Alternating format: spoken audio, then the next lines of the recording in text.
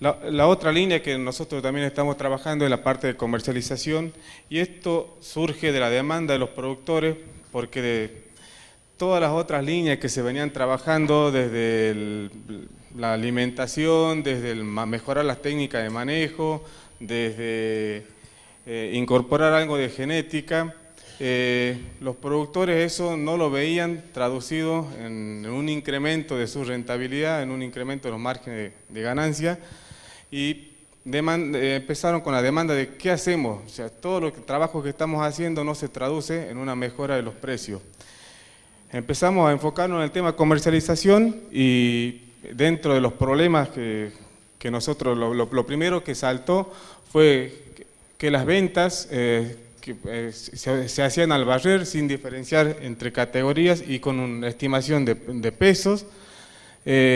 Los precios, bueno, de sí eran bajos, y también había una atomización de la oferta, es decir, son pequeños y medianos productores que a la hora de vender, uno tenía 3 animales, otro tenía 4, otro tenía 10, otro tenía 2, y quien entraba a comprar a Hacienda negociaba en forma particular con cada uno de ellos, y los precios que arreglaba eran distintos. Como vemos acá en la foto, los animales que se ponían a la venta, eran los lotes que se armaban, eran de distintas categorías, y se estimaban el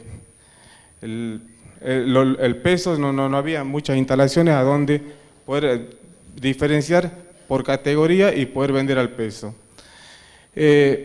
Nosotros este problema lo abordamos de distintas maneras. Empezamos con talleres y con los productores, en donde ellos pudieran estimar un margen bruto de lo que era la venta de los terneros que hacían, y compararlos, contrastarlos con la venta de novillos de más de 3 años que obtenían en la zona. Esa comparación de los márgenes brutos les permitió ver que les convenía más vender terneros. Se convencieron de que lo que les convenía más era vender terneros y venderlos por peso, y no por peso medido y no por peso estimado. Una vez que resolvimos cuál era el camino que había que seguir, nos encontramos con un problema: no había instalaciones para hacer eso. En esa época, cuando empezamos a trabajar este tema, la provincia, el Ministerio de Producción de la provincia estaba trabajando implementando un programa de centro de manejo comunitario que lo distribuían en las comunidades rurales, y para poder acceder a estos centros de manejo comunitario había que estar organizados. O sea, empezamos a trabajar rompiendo una lógica, había que romper una lógica individualista de trabajar de los productores y empezar a implementar prácticas colectivas que les permitieran apropiarse de ese espacio, de esos centros de manejos, y no solo apropiarse, sino tener que administrarlos, hacerlos funcionar y mantenerlos. Eso se fue logrando a través de talleres, de reuniones, un proceso bastante largo. Los productores empezaron a vender por categoría y por peso, pero al cabo de un tiempo el problema persistía. Los precios seguían siendo bajos respecto de los precios de referencia de la región. De vuelta a la demanda, de vuelta a decir, seguimos trabajando, hemos avanzado un poco, estamos intentando armar una organización, tenemos las instalaciones, vendemos por peso, por categoría, pero el margen sigue siendo escaso. Seguimos trabajando y viendo cómo le buscábamos la vuelta. Se analizaron varias alternativas para generar un mecanismo que nos genere un precio de referencia en la zona. Se analizaron las posibilidades de realizar un remate de feria, y con las organizaciones de productores, por un momento veíamos que era era la herramienta que más conocíamos, que funcionaba en otra zona, y al momento de empezar a ver todo lo que hacía falta para implementarla, nos empezamos a convencer de que era el camino más difícil en ese momento, porque había que contar con instalaciones habilitadas, había que contar con contratar una empresa consignataria, y algo que influía mucho, que decidió mucho, fue el sistema bancarizado de pagos con este tipo de pago, con este tipo de comercialización.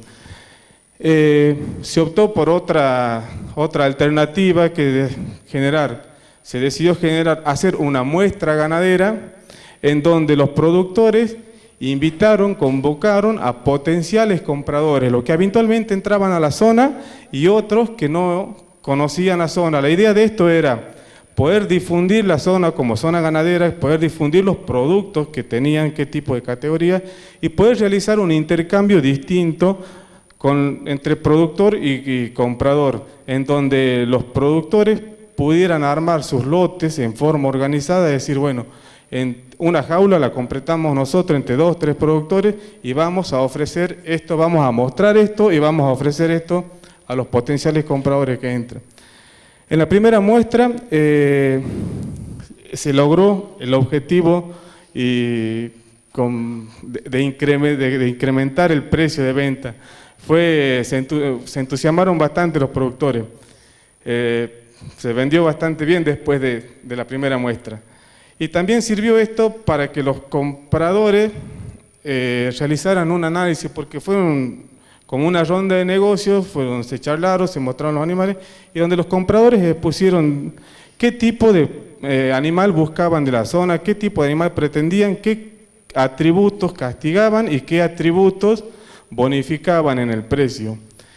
Este tipo de experiencia nos resultó viable para los productores durante 4 años, porque así como se organizaron los productores para vender mejor, para vender en forma colectiva, para negociar en forma colectiva, también se organizaron los compradores.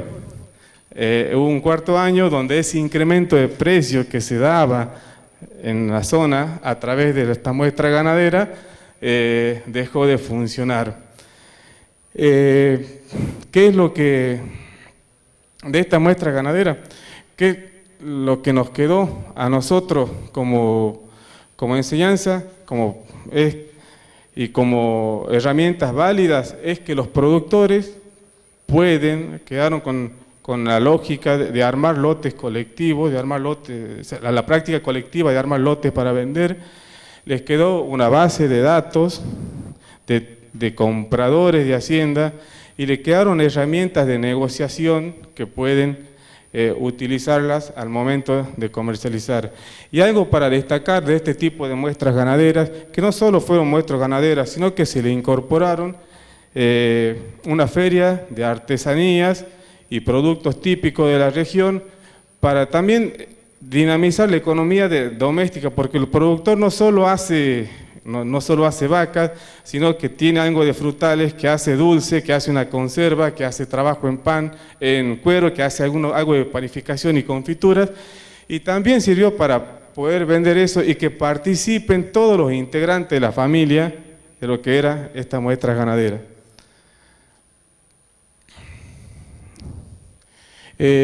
Otro tema que trabajamos bastante y que es la base de nuestro trabajo es el fortalecimiento de las organizaciones. Nosotros, para poder abordar las distintas temáticas, tanto de alimentación, de genética, de sanidad, de manejo, todas las capacitaciones, necesitamos trabajar con grupos de productores, con grupos que estén agrupados, que estén organizados. Y nuestro trabajo desde el momento inicial siempre fue un componente importante esto.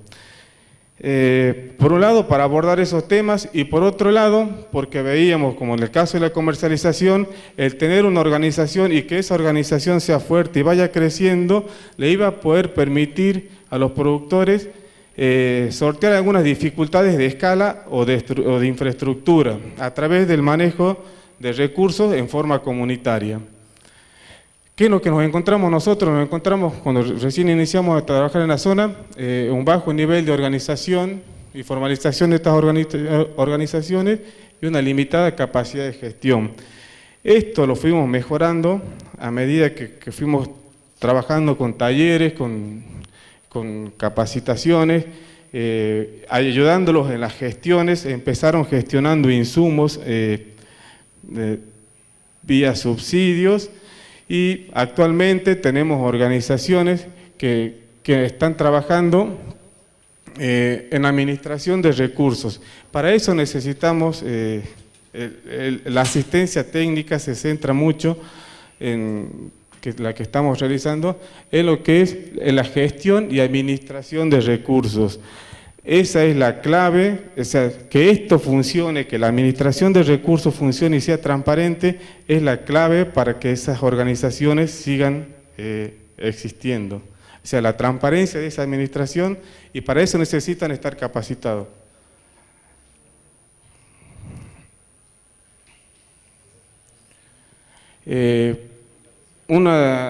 Esta imagen quería reflejar de que el tema del trabajo con las organizaciones requiere una gimnasia permanente de reuniones y de participación de los socios. No es suficiente con que solamente los integrantes de las comisiones de las organizaciones se reúnan y participen. Esto también demanda un trabajo de motivación permanente desde los extensionistas y desde los mismos socios entre ellos para poder sostener este tipo de actividades. Otra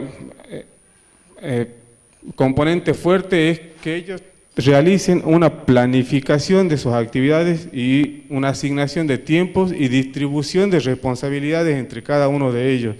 Este tipo de trabajo ayuda a que la organización pueda persistir. Tenemos casos de que cuando la mayoría de las responsabilidades y actividades recaen en una o dos personas, tiende a agotarse y la organización tiende a decaer y va perdiendo fuerza, va perdiendo poder de trabajo, poder de gestión, poder de negociación.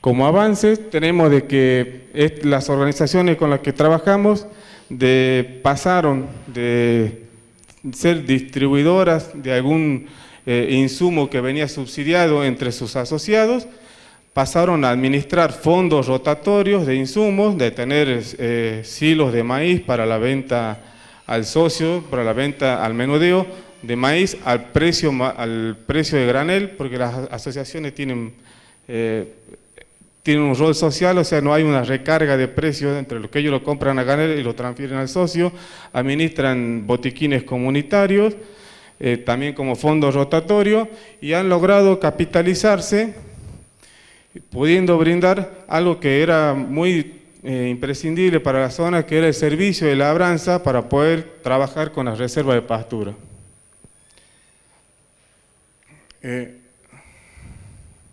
La otra línea de trabajo, el estudio de la sustentabilidad de los sistemas ganaderos de sierra y montaña, es una línea nueva, una línea que se está conformando, que estamos empezando a trabajar desde hace un año con el grupo.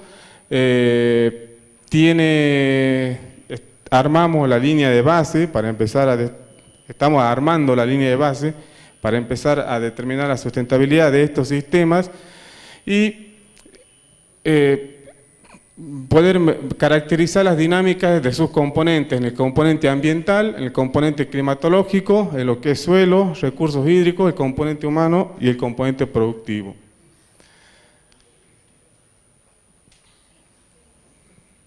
Bien, como para ir terminando, tenemos algunas reflexiones y acá tenemos una pregunta. ¿Qué busca el INTA Catamarca con el trabajo en ganadería bovina de sierras y montañas?